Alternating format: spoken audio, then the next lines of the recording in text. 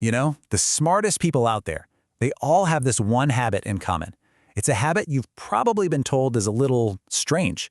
They talk to themselves. And it's not a sign of weakness at all. It's the sign of a mind hard at work. Think about this for a second. The most important conversations you'll ever have are the ones you have with yourself. Because really, in those quiet moments, you're not just talking into the air. You're finally listening to the one person who actually knows what's going on, you. And yet, we've all been there. You get caught. Someone walks into the room and boom, that sudden silence, that feeling of being caught doing something weird. You immediately wonder if they think you're odd or something else. It's a familiar feeling, isn't it? Well, what you're doing actually has a name. It's called self-talk. It's pretty simple, really. It's just the habit of saying your inner thoughts out loud. It's a totally fundamental human thing, but man, is it deeply misunderstood. So let's just break this down. Society has kind of trained us to see this as a flaw, right? A sign of being distracted or unstable. But the reality, what's actually happening in your brain, is the complete opposite. Self-talk isn't a bug in your system. It's a feature. It's your brain's own built-in tool for focus, for solving problems, and for keeping your emotions in check. So, here's the big takeaway. You're not talking to an empty room. You're holding a meeting with the most important member of your team, your own mind. You're taking your thoughts out of your head so you can look at them more clearly. Okay, so how does this private dialogue actually help you? Let's take a look at what's going on inside to see why this habit is basically a cognitive superpower. Think about it like this.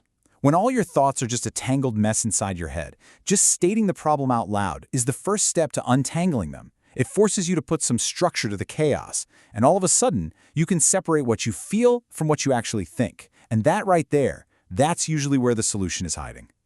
This is a pretty powerful psychological trick. When you actually say, okay, I'm feeling overwhelmed, you give that feeling a name. You put a boundary around it. And the moment you name it, it stops consuming you. You can step back and just observe it. And that's the moment you take back control. And the benefits are real. They've been proven.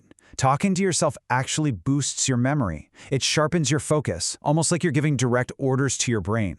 You can literally argue with yourself to see a problem from a different angle. It's how we solidify new skills, by becoming our own coach. And hey, if you still feel a little weird about it, just know this. You are so far from alone. In fact, surveys show that talking to yourself is one of the most common habits people have, even if nobody wants to admit it. You're part of a huge, silent majority.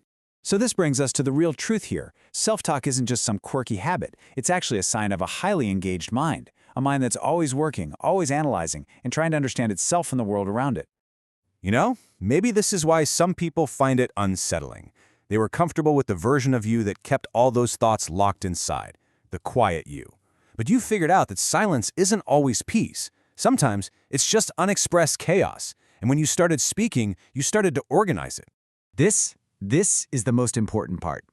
The world can mistake this for being self-absorbed, but it is the absolute opposite. It's not about being obsessed with yourself. It's the practice of being aware of yourself. It's the mark of a mind that just refuses to stay on the surface. Because when you started having those conversations with yourself, you started to grow. You started to figure out who you really are. And if some people in your life couldn't keep up with that, just remember this. You didn't lose them. You outgrew them. Your inner dialogue isn't a weakness.